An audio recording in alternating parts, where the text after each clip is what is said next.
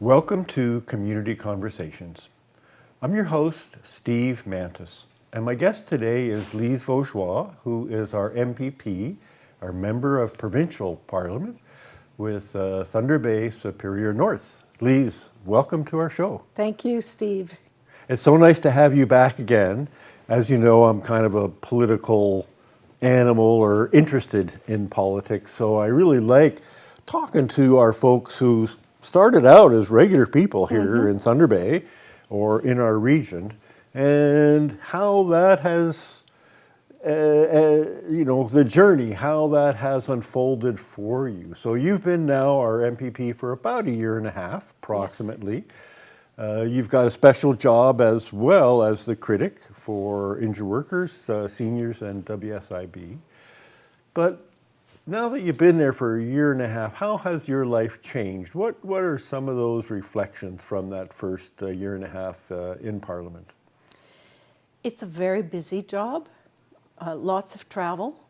When we are in session in Toronto at Queen's Park, it's full on.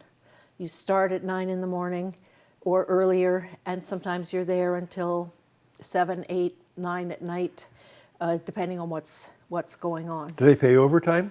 Definitely not. You need a union. Exactly. And we don't get a special pension. Everybody thinks that if you go in politics, you get a special pension. Not true provincially. Uh-huh. So when we're in session, then my week consists of I travel to Toronto Sunday evenings. Is that right? Yes. I can go to Toronto Sunday evenings, and then I come back to Thunder Bay usually Thursday evening. And then I've got Friday, Saturday, Sunday here for meeting with people or attending events, and then fly back down. It's its own interesting world at Queen's Park. When you're there, it seems like nothing else exists. All the conversations, all the arguments, all the theater and drama that takes place during question period, during debates, it feels like the whole universe revolves around what you're doing and saying there. But the reality is, some things come out of that. I'm grateful for the amount of coverage that local media have given me.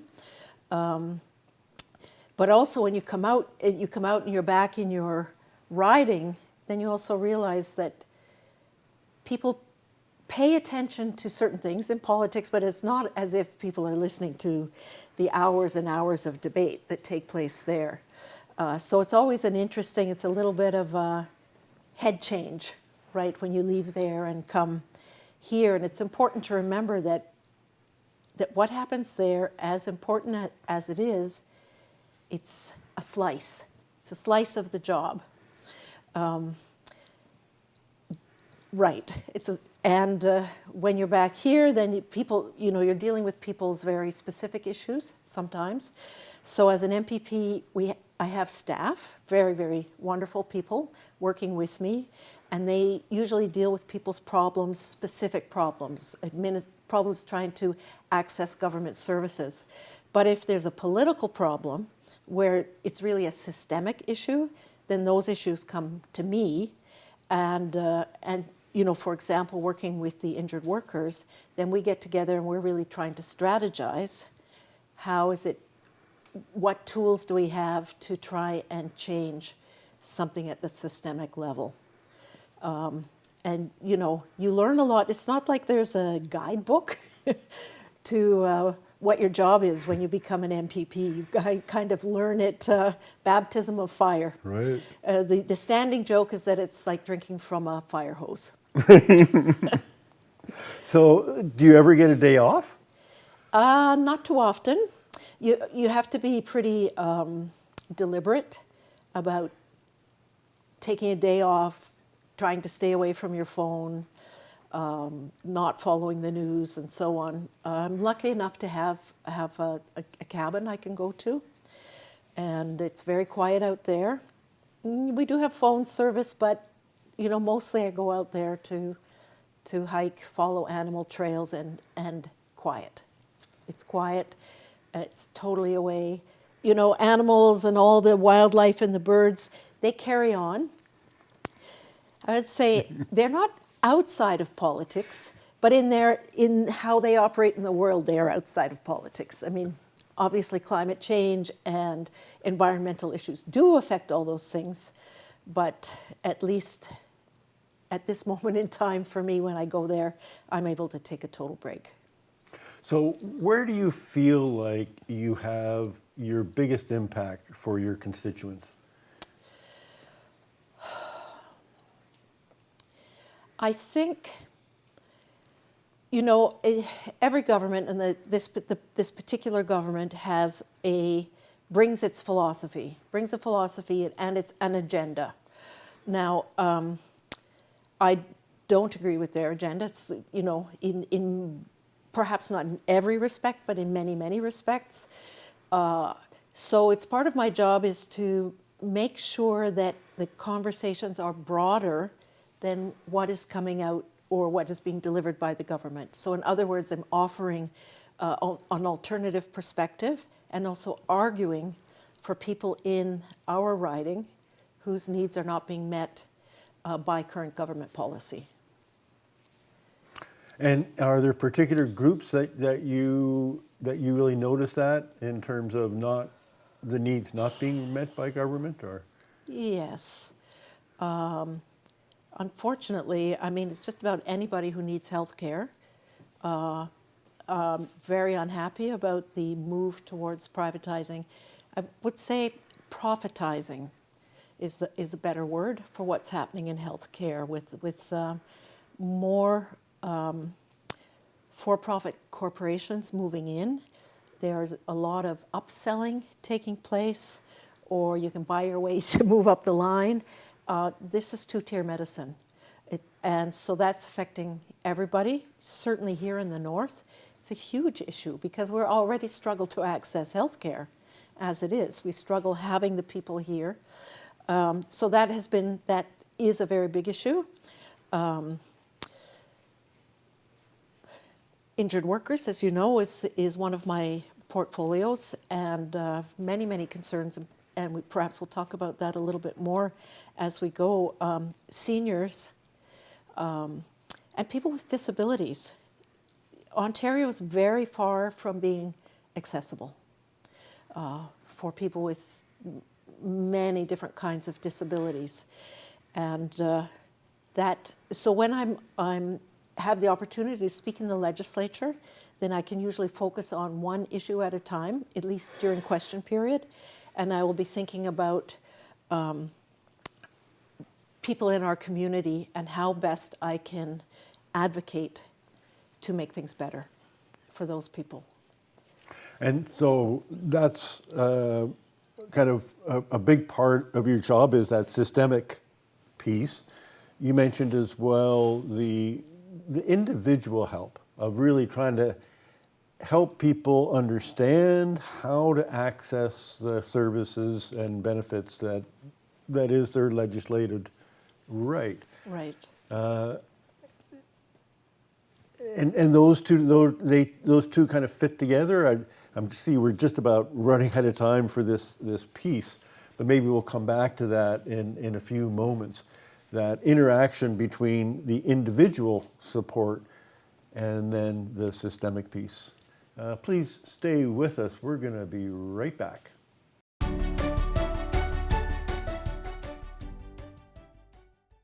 Welcome back to Community Conversations. I'm your host, Steve Mantis, and my guest today is Lise Vaugeois, our MPP for Thunder Bay Superior North. And I should say as well, we're recording this just before Christmas of 2023, and you've got some kind of nice Christmas colors on there. Awesome. I tried to put on my red shirt. I thought that's a little Christmassy. So, Lise, we were just kind of talking about the connection between two parts of being an MPP, that individual support to folks and then that systemic piece. Are they connected in some way? How do you see that? Well, they are always connected. The services that people can access depend on the legislation that's there. And then they also depend on how well a ministry is staffed. So, for example, if you wanted to get in touch with a ministry to solve a problem, you would actually have a hard time getting through. But the office of an MPP has direct numbers to get to a liaison, and so we have that ability to actually help people solve those problems. But still, you know, if I think about healthcare, you know, people will come to the office about a specific problem, but they'll also come and talk to me and say, look, I went to get my cataracts done, but I had to pay $250 for the x-rays. I'm thinking, really? How can that be? And then extra for the lenses, right? So these are questions for me. Now, how does that happen? Why is that being extra charge being there when this is taking place at the hospital, and so on? So then my job becomes, let's find out if this is a pattern. What is sustaining that pattern? Is this because of Bill 60 that opened up a lot more opportunities for profit making in healthcare? Quite possibly. So then I do that research and check with our health critic, for example, and say, is this a pattern happening not just in my region, but across the province? And then we strategize, and we might put out a press release. We might bring the issue to question period. The other space that we have is debates and writing letters and so on. And basically, if something systemically is really wrong, I might try first to write a letter to a minister. And if I want that minister's attention, I can take that letter directly across the floor so that we actually have eye contact. And it's a little bit different than sending a letter through the mail or even through email, because probably staff will pick up that. But if I take it directly to the minister, I might get a little more immediate attention. So you're trying to make a systemic change that way. Sometimes you get some results, sometimes not, but at least you know that that minister knows what the issue is. It's not something they haven't heard about. And then you start to make noise and use your skills as a speaker to formulate questions and make those questions as direct and sometimes as hard-hitting as possible, and try to get an answer. We don't always get an answer. In fact, the thing, if you watch Queen's Park debates, you'll hear the questions, you'll rarely hear the questions actually answered. I know, I kind of go, how come no one answers their questions? Like, what the heck? Yeah, so I don't know whether that's always been the case. Some people have said to me it was perhaps not always as confrontational as it is right now, but that's the tone right now. But in forming those questions and raising things in debate, in debate you've got a little more time to flesh things out and make the connections between systems and what's happening to people on the individual level. And then hopefully you're able to get some of that out into the world, where people in your riding can hear the arguments that you're making. And once it's out in the media, then that also makes the government uncomfortable. So the harder you can press your point, the more discomfort. And even though you might not get a direct answer in the moment, sometimes you see behind the scenes, right, they have actually responded and they are addressing something. So that's, when that happens, then you can say, okay, this government is working, at least, in certain ways you can see the effects of the arguments that you are making, the advocacy that you're making, because it is an amazing opportunity to be able to get up and speak. I mean, how often do we don't have that opportunity? You know, I can talk with my friends or at the university and we can gripe and say, look, I don't like this. But as a person who's elected, it's actually my job to speak up and be as articulate as possible. And that's amazing. That is a really, it's an honor, it's a privilege, it's a responsibility. And I feel like I have a pretty good skill set from my past life as a teacher, as a musician, to be able to stand up and be reasonably confident when I, address the government with a question. Well, as you describe your role, really, I think to me, it becomes clear that it's really an important part of our public system. To be able to talk to people on the ground, the people with the lived experience, to be able to transfer that into, is this or is this not actually happening more broadly? Is this a systemic issue that where citizens, the people who the public services are all supposed to be about, are their needs being met or not? And Right. then being able to interact with the key decision makers to address these issues and hopefully come up with solutions. So, sometimes we may not appreciate how valuable this role can be if you're like you are seeing those connections and moving forward on those on a regular basis. Yes, and the conversations with people with lived experience is really where it starts. Any individual MPP comes with their own set of experiences, their own background. But for example, one of my responsibilities is to be advocating for people with disabilities. I'm pretty able-bodied. I do notice many times, many places that are not accessible, but I have to learn from people's lived experience in order to really advocate properly. And you see government decisions, you can see that they did not take into account that full range of lived experience when those decisions were made. So it's absolutely critical then that somebody coming in as a member of the opposition brings those perspectives to the floor and says, hey, wait a minute, what you've got there is not working as well as it needs to for these reasons. And around the issue of people with disabilities, the Stats Can survey has just been released this last week. What was it, 29% of our population identifies as having a disability. So this isn't now some little group off to the side. Mm-hmm. This is really a significant part of our whole society. Lise, we need to take another short break. Please stay with us. And we're going to be right back to hear a little bit more about the life of our MPP.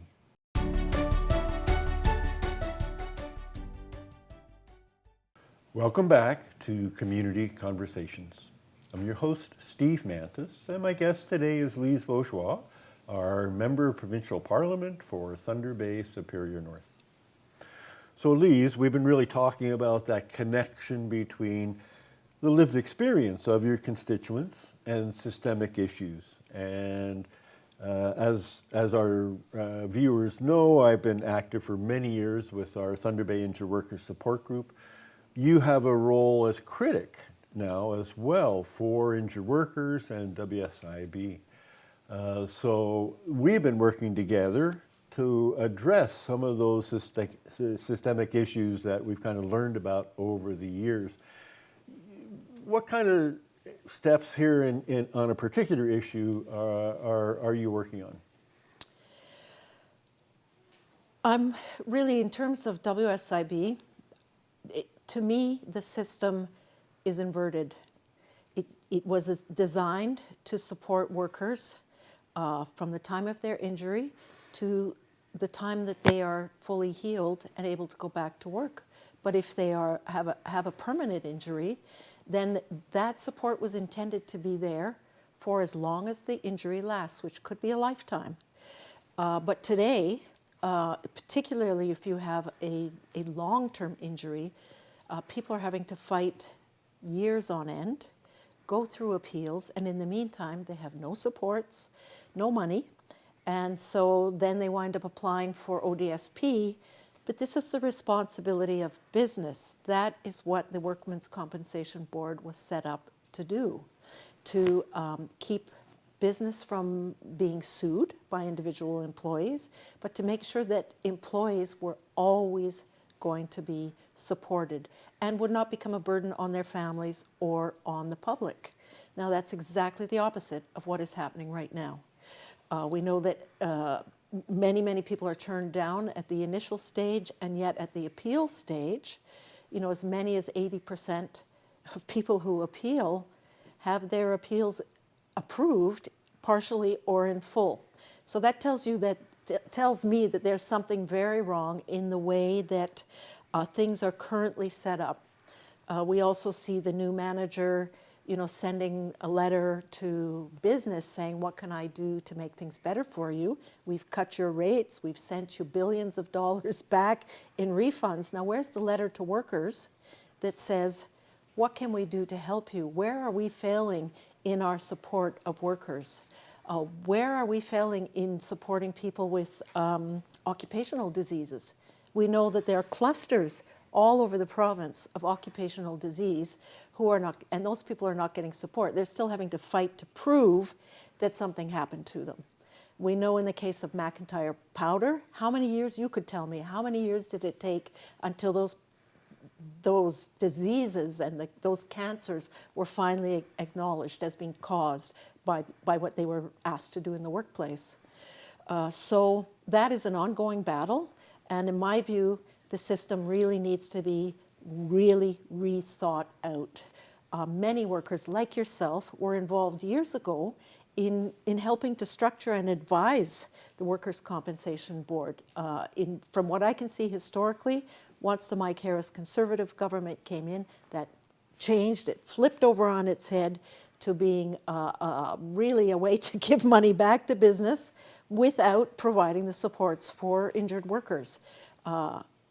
That, to me, that can't be allowed to go on. So as an MPP, I'm able to bring forward bills and motions, and that's something that I'm working together with you and others to make sure that we get it as right as possible. So, as you said, we've been working together on this. So there's a couple of specifics, of course. One is trying to actually create a new act that would govern how the public services are administered. Can you talk about your intentions there? Well, so many organizations who work, either are injured workers themselves or work with injured workers, created a document called Platform for Change. And that looked at the act and looked at very specific problems. For example, deeming. We know that right now the WSIB can say, Steve, you can be a parking lot attendant in Thunder Bay, and you're going to make $18 an hour, and since you can do that, we're going to take that off your benefits. But there are no parking lots in Thunder Bay with parking attendants, so it's a phantom job. But that is happening all the time.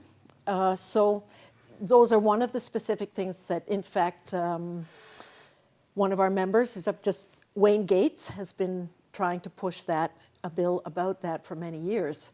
When we put something like this together, we know that the likelihood of it being passed by this particular Conservative government, it's not a very good likelihood. But if we do the work of putting together that legal document so that it is ready when people have the opportunity to vote for a different government, and I hope very much to see the NDP get into power, then that document is ready. It's part of our platform, and if we get the chance, or if I get the chance, then we can make that law and make those changes. In the meantime, we keep pushing, and we see little tiny bits of incremental change, and if that's all I can get for now, I'm still going to push as hard as I can, even to get those bits of incremental change, because they will help at least some people have more ability to survive with some dignity. So along that path, we will be together on February 1st for a community meeting to hear from injured workers. That's coming up at 6:30 till 9 on February 1st at the OPSU building on Memorial. Memorial 326 Memorial Avenue. So that's open to the public. And we'll both be there to hear from injured workers, their families, and allies to really share that lived experience that can go in to help inform that systemic response to try to make the whole system better for everyone. Exactly. If people want to follow up with you or with your office, what's the best way to get in touch? Send an email, and I think hopefully that will be streamed across the bottom. Unless you want me to spell it. No, that's Nope, okay. We'll have that it. right there on the screen. That's probably the best way. Phone calls are good, but we can't always pick up the phone calls as quickly as we probably can pick up the email, because more than one person can actually see the email and respond. Lise, we're out of time. There's so much more I'd like to talk to you about, but we'll have to schedule another opportunity down the road to have you back. Thank you so much for joining me today. And I want to thank all of our viewers to kind of share your experiences as well with Lise, with her office, to help create the best public services we can. Thank you so much, and stay safe.